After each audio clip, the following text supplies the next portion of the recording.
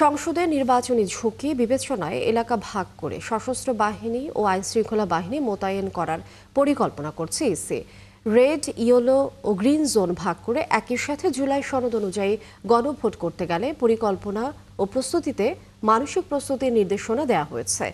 প্রাসঙ্গিক বিষয়ে আইনশৃঙ্খলা রক্ষার সঙ্গে সম্পর্কিত বাহিনী প্রধানদের সঙ্গে মতবিনিময় ও প্রাক প্রস্তুতিমূলক সভায় এ সিদ্ধান্ত হয়েছে।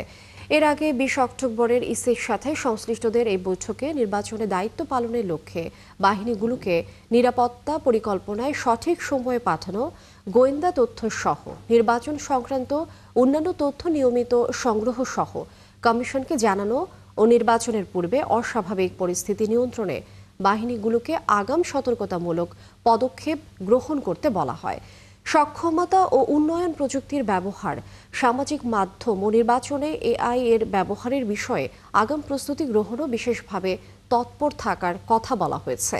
পাশাপাশি অবৈধ অস্ত্র উদ্ধার, কালো টাকার ব্যবহার রোধে আধুনিক পদ্ধতির ব্যবহার সহ অধিক ঝুঁকিপূর্ণ ভোট কেন্দ্র শনাক্ত করে যথাসময়ে কমিশনের তালিকা দাখিল সহ 20টির বেশি বিষয় সিদ্ধান্তের কথা জানানো হয়।